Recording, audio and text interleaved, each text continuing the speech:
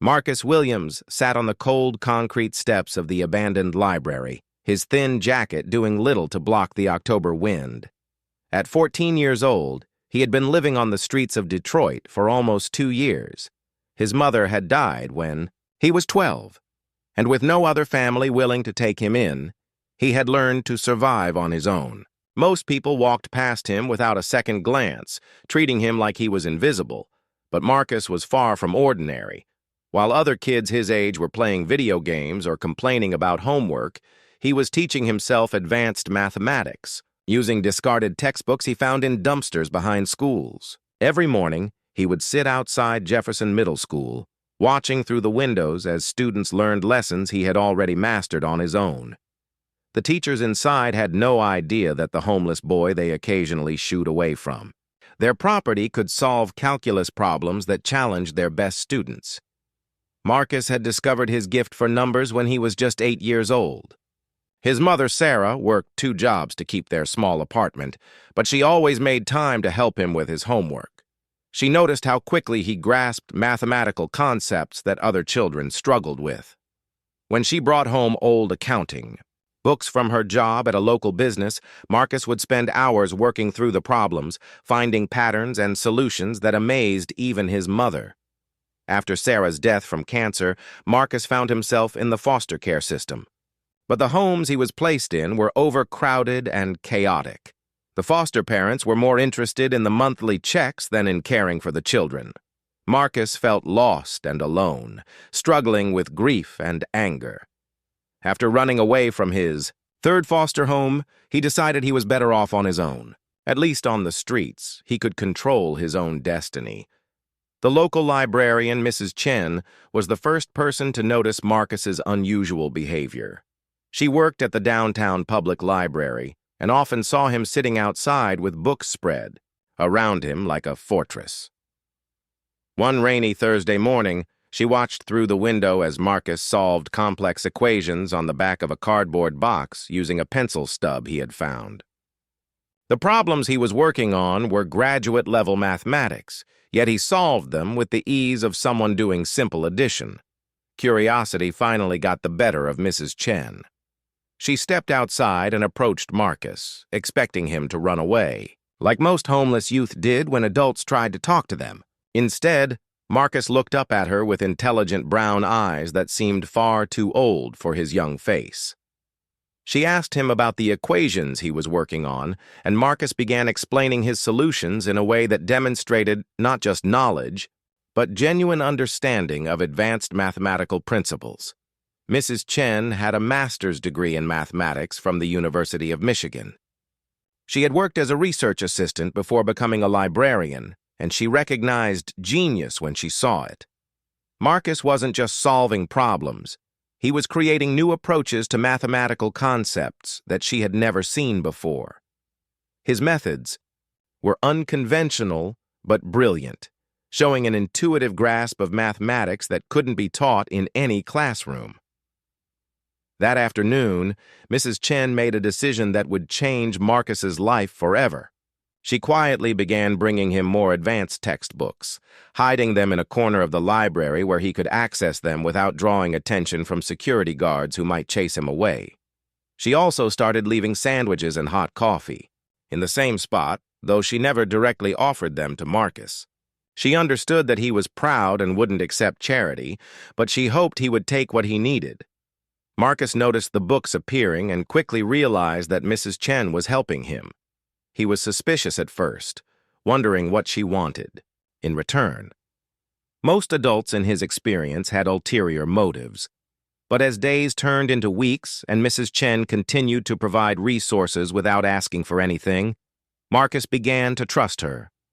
He started staying closer to the library, and eventually, Mrs. Chen invited him inside during the coldest days. The breakthrough came on a snowy December morning when Marcus found a particularly challenging textbook on theoretical mathematics waiting for him. As he worked through the problems, he noticed several errors in the published solutions. Using his cardboard and pencil stub, he worked out the correct answers and developed new formulas that simplified the complex equations. Mrs. Chen watched in amazement as this homeless teenager corrected the work of renowned mathematicians. She knew she had to document what she was witnessing. Mrs. Chen began secretly recording Marcus as he worked, not to exploit him, but to have proof of his extraordinary abilities.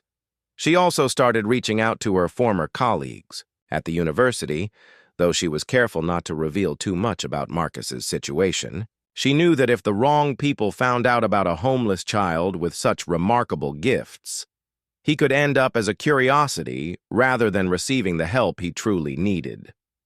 Marcus sensed that something was changing. He noticed Mrs. Chen making phone calls and writing emails more frequently. Part of him was excited that someone finally believed in his abilities, but another part was terrified. He had learned not to trust adults, and the idea of his life being disrupted again filled him with anxiety. He had created a routine on the streets that kept him safe and fed, and he wasn't sure he wanted that to change, even if it meant having access to better resources for learning. One evening, as Marcus prepared to find shelter for the night, Mrs. Chen approached him with an unusual request. She asked if he would be willing to solve a particular problem that had been puzzling mathematicians for years. She explained that she had been corresponding with professors who were intrigued by some of the work she had described to them. They wanted to see if the young mathematician she had mentioned could tackle this specific challenge.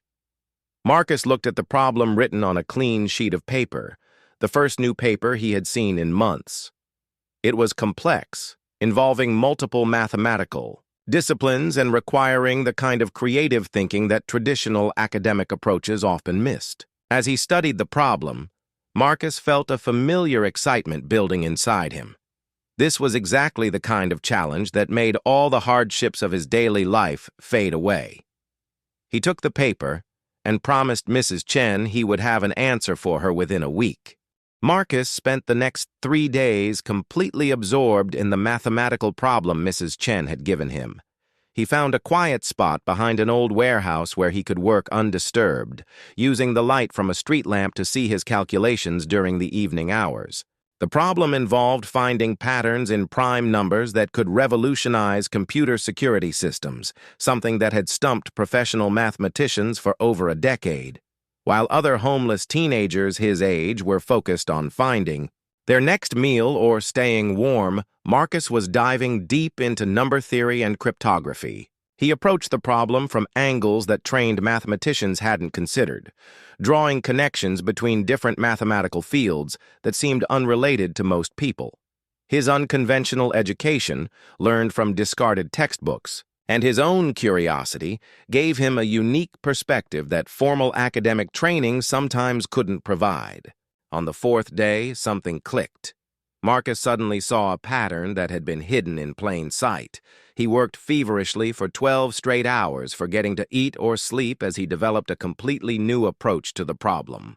By dawn, he had not only solved the original question, but had created a formula that could be applied to similar problems across multiple fields of mathematics. When Marcus returned to Mrs. Chen with his solution, she could barely believe what she was reading. She immediately contacted Dr. James Morrison, a mathematics professor at MIT, who had originally posed the problem to his graduate students 5 years earlier. Dr. Morrison had offered a significant monetary prize to anyone who could provide a workable solution, but no one had even come close. Now, a homeless 14-year-old had not only solved it, but had improved upon the original question. Dr. Morrison flew to Detroit the following week, expecting to meet a college student or perhaps a young professor. When Mrs. Chen introduced him to Marcus, sitting on the library steps in his worn clothes and beat-up sneakers, Dr. Morrison thought there had been some mistake. He couldn't believe that this thin, quiet teenager was responsible for the brilliant mathematical work he had reviewed. To test Marcus's abilities, Dr. Morrison presented him with several complex problems on the spot. He watched in amazement as Marcus worked through advanced calculus, number theory, and statistical analysis problems that would challenge PhD students. Marcus didn't just solve the problems. He explained his reasoning in ways that demonstrated a deep, intuitive understanding of mathematical principles that took most people years of formal study to grasp.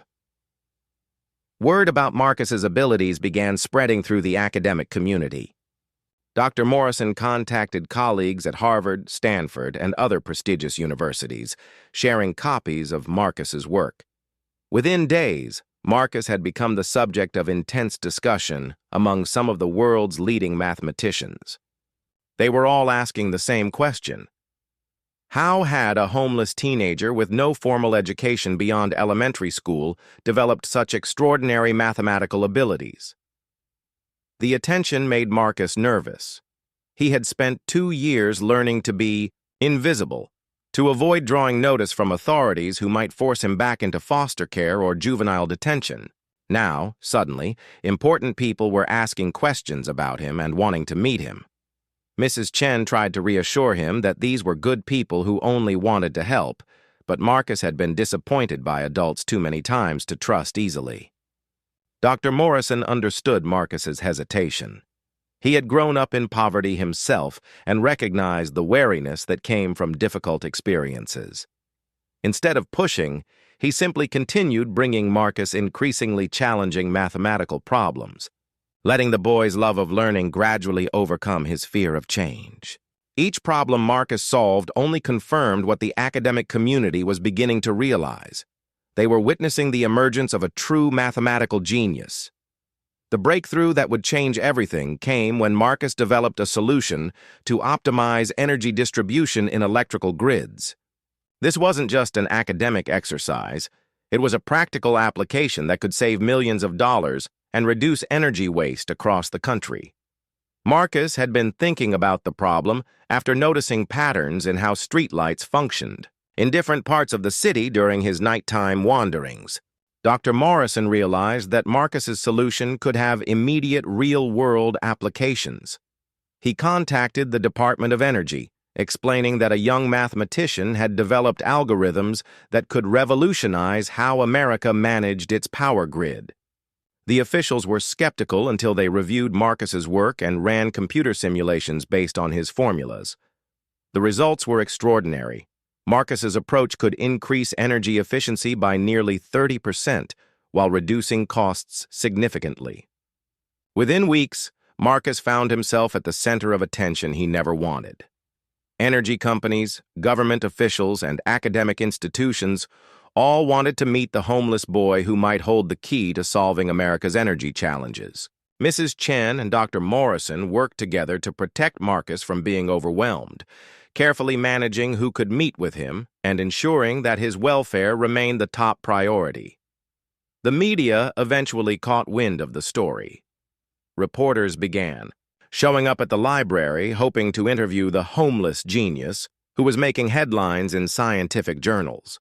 Marcus hated the attention and often disappeared for days at a time, hiding in abandoned buildings or sleeping in places where no one could find him. He felt like his privacy and independence were being stripped away, even though people claimed they were trying to help him. Dr. Morrison made a crucial decision during this chaotic period.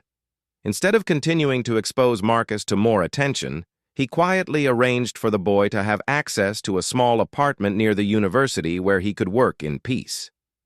He also set up a trust fund using money from the various prizes and recognition Marcus had received for his mathematical discoveries. Marcus would have financial security for the first time in years, but more importantly, he would have the freedom to continue learning and developing his abilities without pressure. The arrangement worked well for several months. Marcus threw himself into advanced studies, working with Dr. Morrison and other professors who visited Detroit specifically to collaborate with him. He continued developing solutions to complex problems. But now his work was being documented and published in prestigious academic journals. For the first time since his mother's death, Marcus felt like he had a future filled with possibilities rather than just survival. However, Marcus's story was far from over. His mathematical work had caught the attention of people in Washington, who understood that his abilities could have implications far beyond academic interest. The algorithms he had developed for energy efficiency were just the beginning. Government analysts believed that Marcus's unconventional approach to problem solving could be applied to national security issues, economic challenges, and other problems that had serious implications for the country's future. Unknown to Marcus, his name had begun appearing in classified briefings and high-level government discussions. Officials were debating how to approach a homeless teenager whose mathematical genius might be crucial to addressing some of America's most pressing challenges. The question was no longer whether Marcus was extraordinary. It was how to properly support and utilize his remarkable abilities while protecting a vulnerable young person who had already endured more hardship than most adults. 6 months after Marcus had solved the energy grid problem, a black sedan pulled up outside the small apartment where he now lived. 2 people in dark suits stepped out and walked to his door, their serious expressions making Marcus's stomach tighten with familiar anxiety. He had learned to distrust official-looking adults, and these visitors definitely looked official. Through the peephole, he could see their government identification badges, though he couldn't read the specific agencies they represented. Dr. Morrison arrived at the same time, having been contacted by the visitors earlier that morning. He introduced them as Dr. Sarah Rodriguez from the Department of Energy and Agent Michael Thompson from the National Security Agency. They explained that Marcus's work on energy optimization had been implemented in 3 major cities as a pilot program, resulting in energy savings that exceeded even the most optimistic projections. The success had attracted attention from the highest levels of government. Marcus listened quietly as they explained that his mathematical approaches were being studied by teams of experts who were amazed by his unconventional solutions.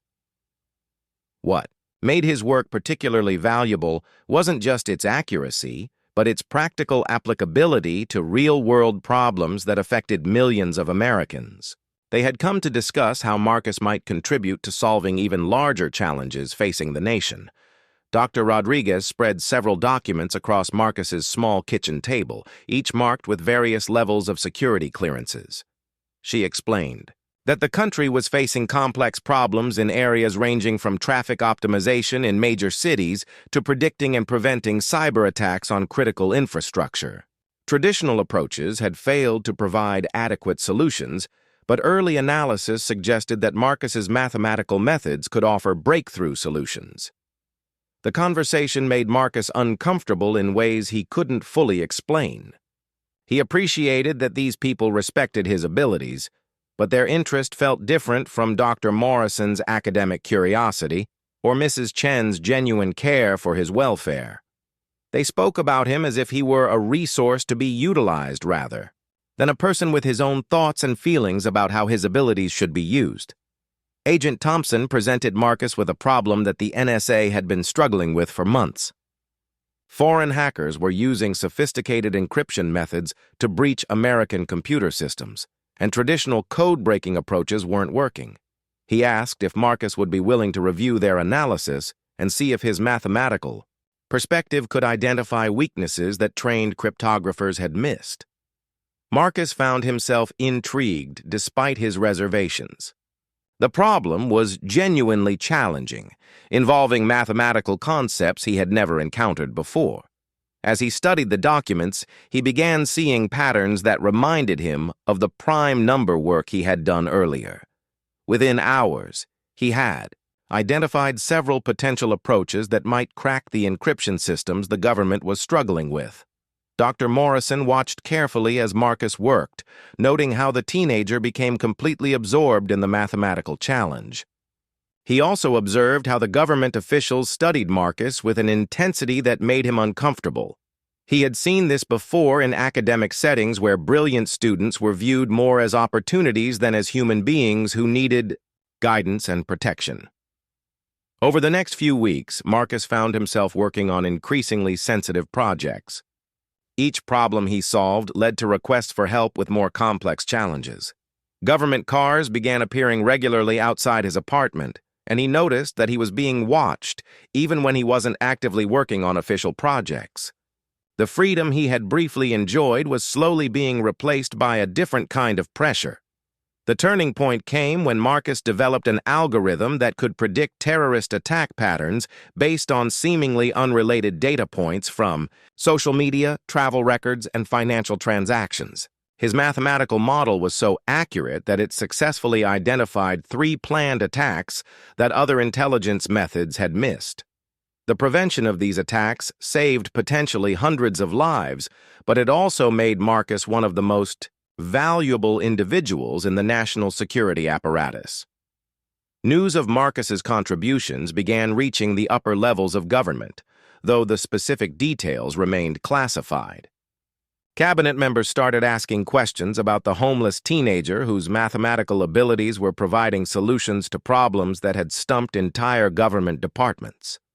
The Secretary of Homeland Security requested detailed reports about Marcus's background and capabilities. Marcus began feeling trapped in a way that reminded him of his worst experiences in foster care.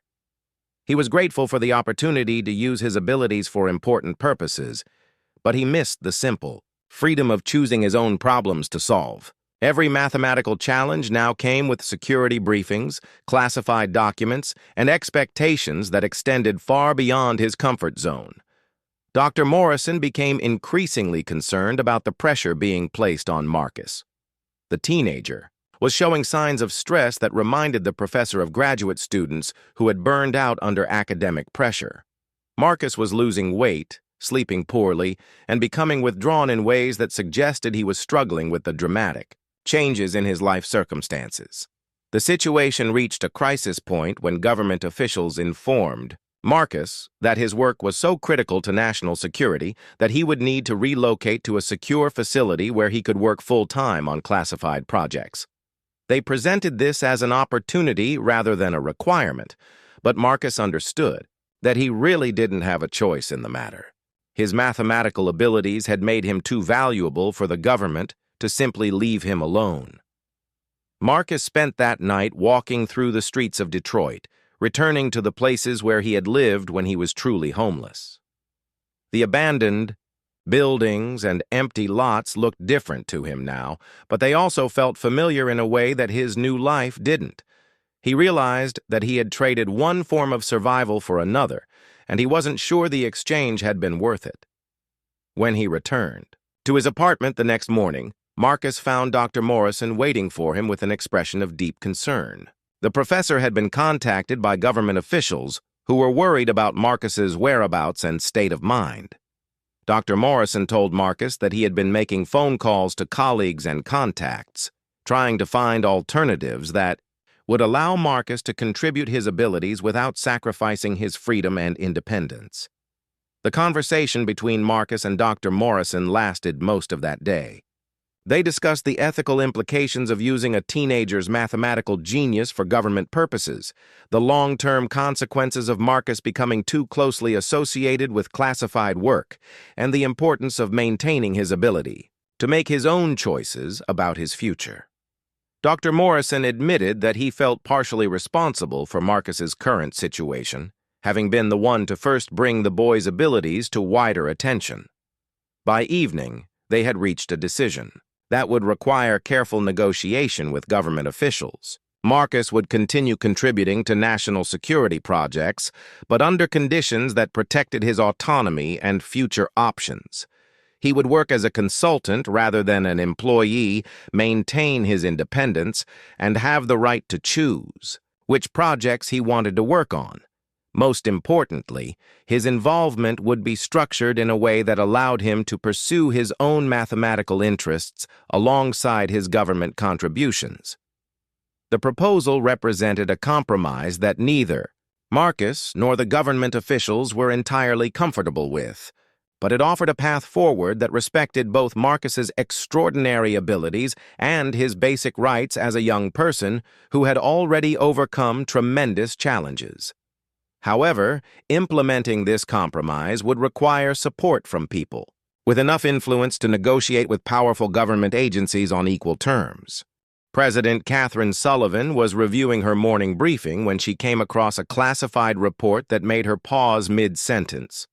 The document described a series of successful operations that had prevented terrorist attacks, solved critical infrastructure problems, and identified cybersecurity vulnerabilities. What caught her attention wasn't just the success rate, but the fact that all of these breakthroughs had come from the same source: a homeless teenager from Detroit whose mathematical genius was providing solutions that entire government departments had failed to develop. The president had built her career on identifying and nurturing talent in unexpected places. Before entering politics, she had been a successful businesswoman who understood that innovation often came from people who approached problems differently than traditional experts. The idea that a boy who had been living on the streets could outsmart teams of highly trained government analysts fascinated her in ways that went beyond simple curiosity. President Sullivan requested a comprehensive briefing about Marcus Williams. What she learned amazed her even more than the initial reports. Here was a young person who had taught himself advanced mathematics while struggling to find food and shelter, who had overcome poverty and abandonment to develop abilities that were now protecting American lives. The more she read about Marcus's background, the more she saw his story as representing both the failures and potential of American society. The president's chief of staff, Robert Chen, initially tried to discourage her growing interest in Marcus. He argued that the president had more pressing concerns than individual cases, regardless of how remarkable they might be. However, President Sullivan had learned to trust her instincts about people, and something about Marcus's story resonated with her understanding of what America could be at its best. During a National Security Council meeting, President Sullivan surprised her advisors by asking detailed questions about Marcus's work and current situation. She learned about the ethical concerns that Dr. Morrison and others had raised about how the government was utilizing Marcus's abilities. The president was particularly troubled by reports that Marcus was showing signs of stress and that officials had been pressuring him to work full-time on classified projects. President Sullivan's interest in Marcus intensified when she read about his latest mathematical breakthrough, an algorithm that could predict economic market fluctuations with unprecedented accuracy. Marcus had developed this system not because he was asked to, but because he had become curious about patterns he noticed in financial data while working on other projects. His approach to economic modeling was so innovative that it had the potential to prevent future financial crises. The president made a decision that surprised everyone in her administration. She instructed her staff to arrange a personal meeting with Marcus, not in a formal government setting, but in an environment where the teenager would feel comfortable and unthreatened. She wanted to understand for herself how someone so young had developed such extraordinary capabilities, and more importantly, how the government could support him without exploiting him. When Dr. Morrison received the call from the White House, he initially thought it was some kind of mistake or prank.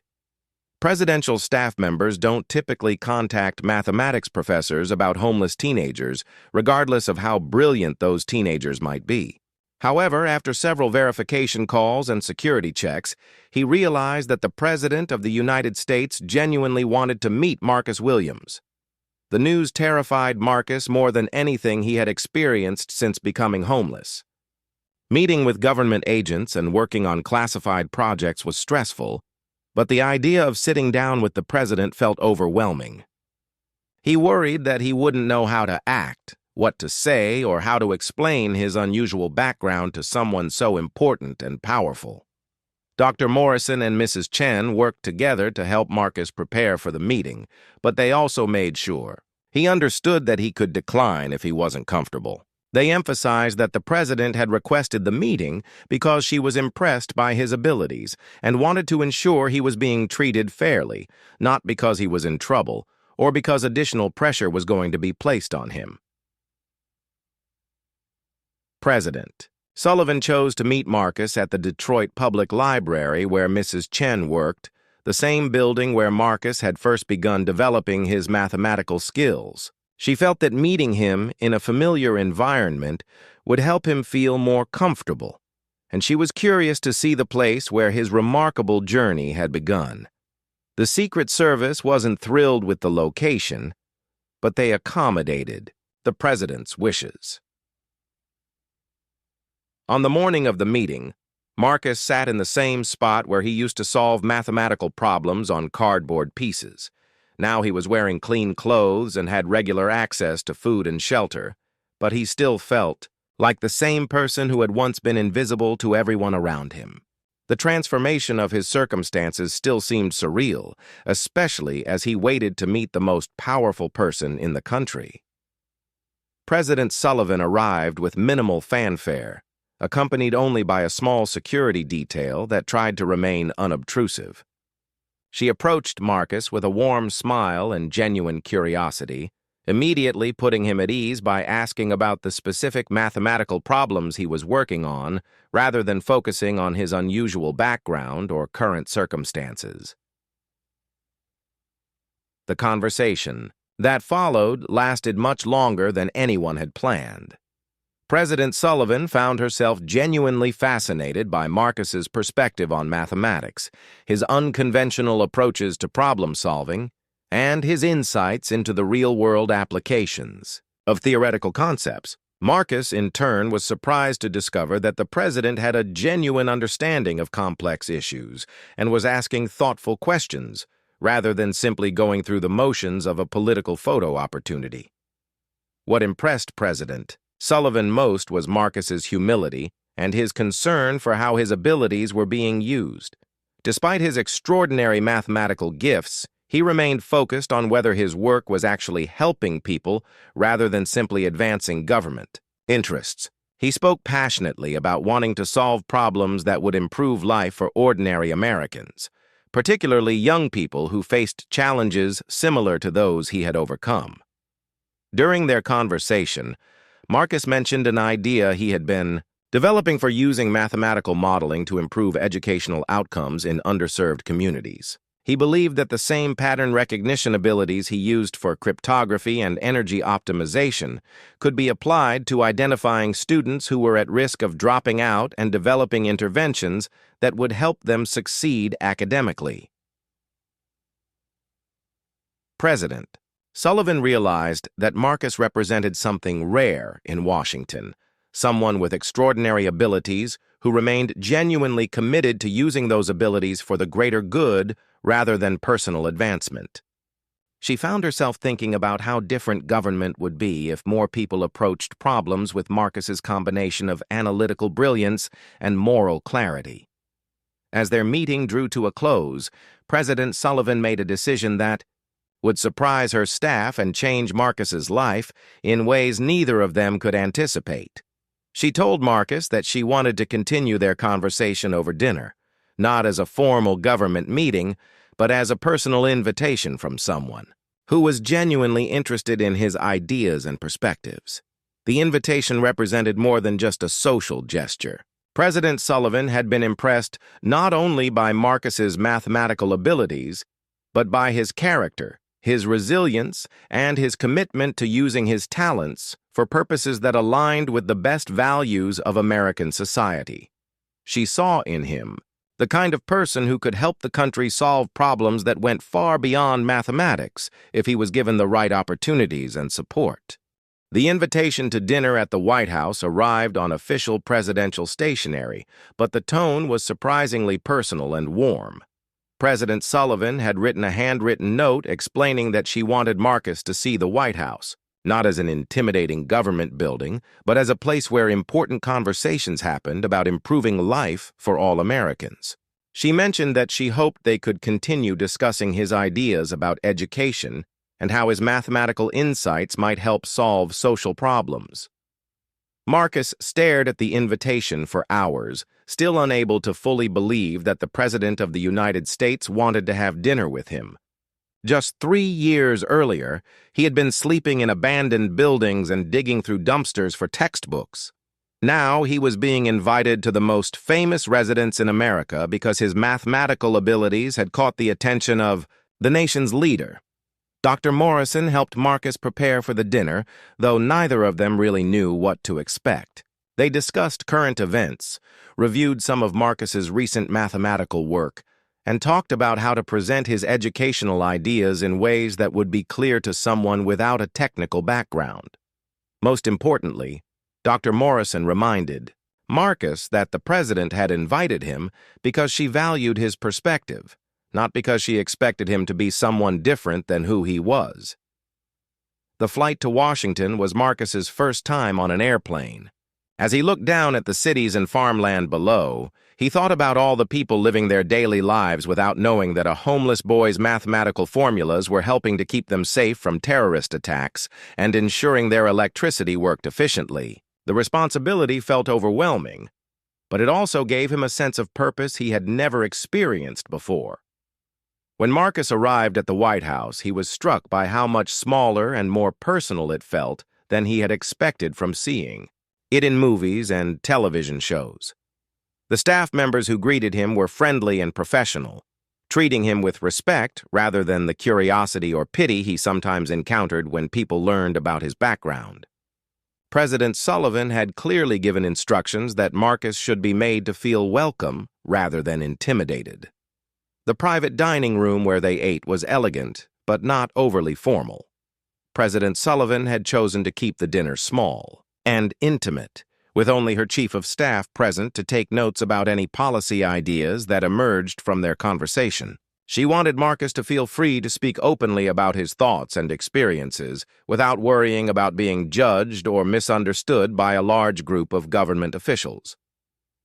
President Sullivan began the evening by asking Marcus about his life on the streets and how he had managed to continue learning mathematics under such difficult circumstances. She listened intently as he described finding textbooks in dumpsters, using streetlights to read at night, and solving problems on pieces of cardboard because he couldn't afford paper.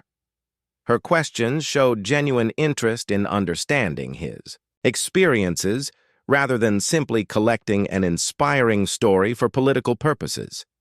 Marcus found himself sharing details about his life that he had never told anyone, including his memories of his mother and how her encouragement had given him confidence in his mathematical abilities. He talked about the loneliness of being homeless and how solving mathematical problems had provided him with a sense of control and accomplishment when everything else in his life felt chaotic and uncertain.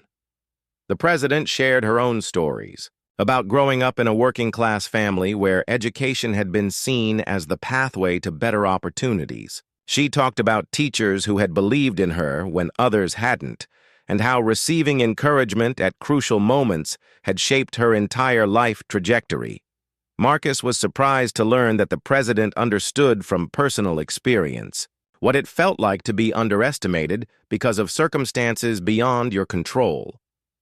As they talked, Marcus presented his ideas about using mathematical modeling to improve education in low-income communities. He explained how pattern recognition could identify students who were struggling academically before they fell too far behind, and how data analysis could help schools allocate resources more effectively. His passion for the subject was evident, as he described specific algorithms that could predict which teaching methods would be most effective for individual students. President Sullivan was impressed not only by the sophistication of Marcus's ideas, but by his deep understanding of the challenges facing disadvantaged students. His mathematical insights were informed by his personal experience of being failed by educational and social service systems. He wasn't just proposing theoretical solutions. He was identifying practical applications that could make a real difference in young people's lives. The conversation turned to Marcus's current work with government agencies and his concerns about maintaining his independence while contributing to national security efforts. He spoke honestly about feeling pressured to focus exclusively on classified projects and his worry that he was losing the freedom to explore mathematical problems that genuinely interested him. President Sullivan listened carefully, asking thoughtful questions about how the government could better support young people with exceptional abilities. President Sullivan made several commitments during their dinner that would significantly change Marcus's situation.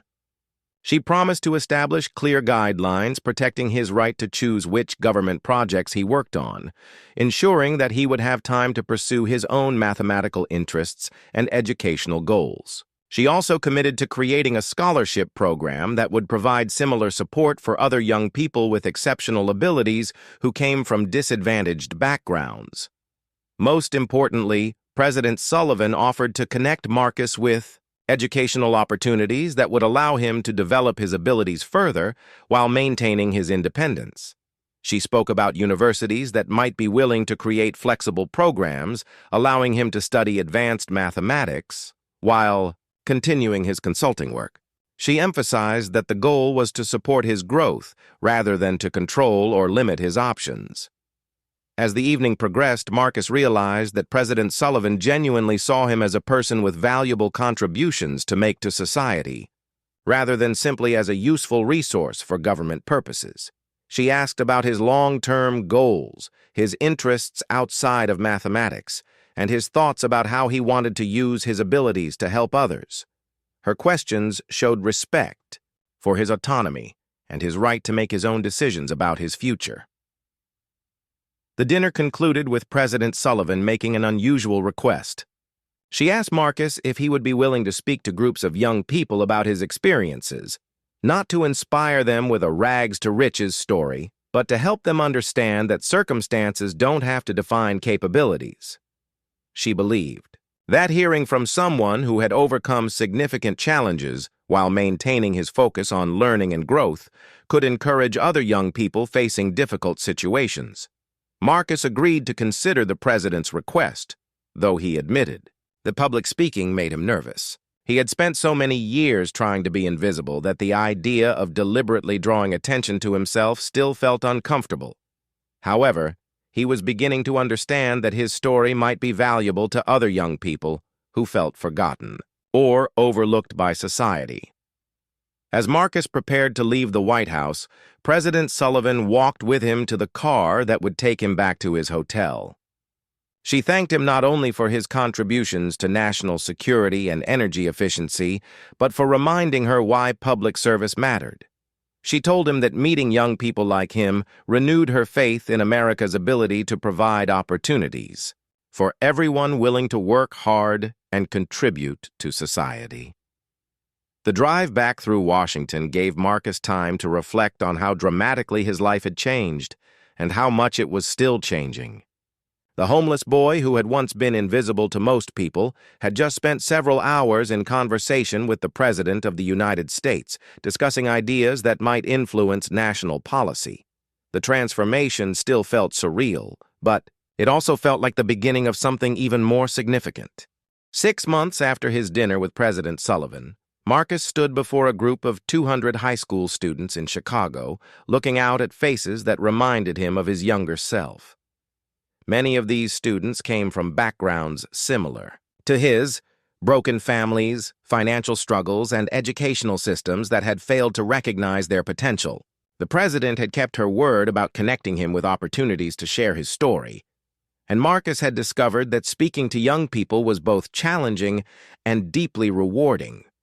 Marcus had learned to tell his story in ways that focused on the power of curiosity and persistence, rather than dwelling on the hardships he had endured. He talked about how finding discarded textbooks had opened up entire worlds of knowledge, and how solving mathematical problems had given him hope during the darkest periods of his life. He emphasized that intelligence and potential existed everywhere, often in places where society least expected to find them.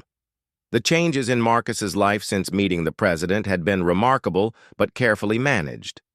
He now lived in a comfortable apartment near the University of Michigan, where he was enrolled in a specially designed program that allowed him to pursue advanced mathematical studies while maintaining his consulting work with government agencies. The arrangement gave him the best of both worlds: academic challenge and real-world application of his abilities.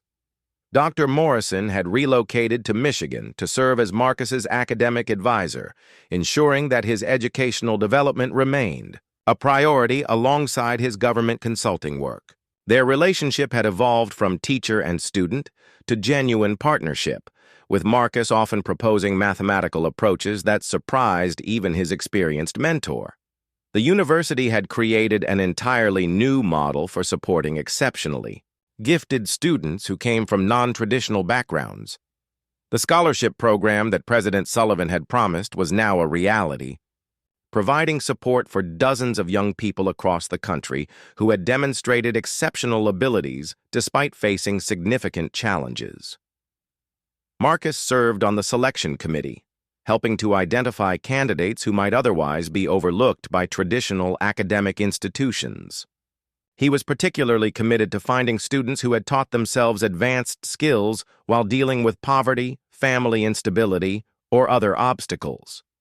Marcus's mathematical work continued to have significant impact on national policy and security.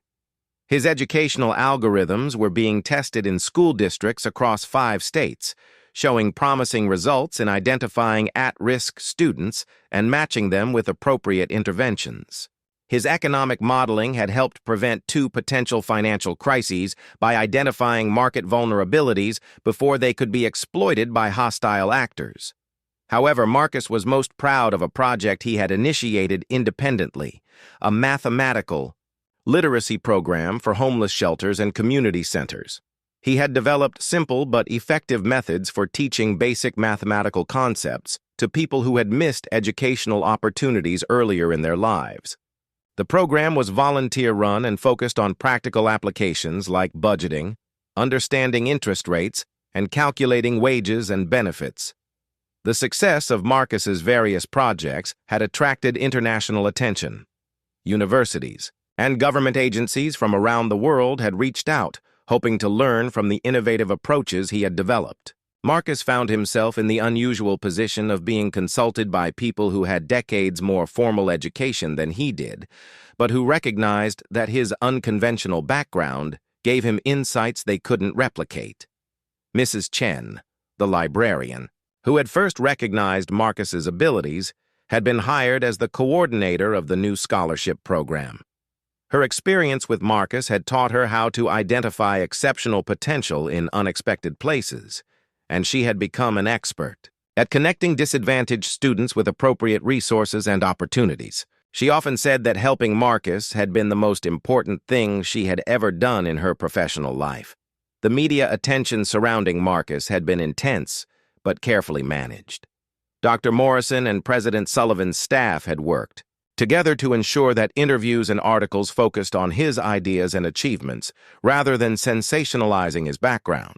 Marcus had learned to use media opportunities to advocate for other young people facing challenges similar to those he had overcome, always emphasizing that he was not unique in his potential, only in the opportunities he had been given. As Marcus continued speaking to the Chicago students, he noticed several who were paying particularly close attention, taking notes and asking thoughtful questions.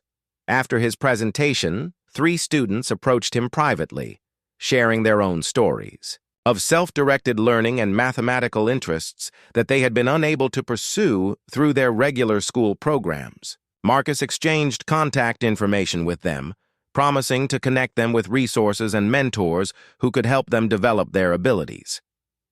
These interactions reminded Marcus why he had agreed to take on public speaking despite his natural preference for privacy.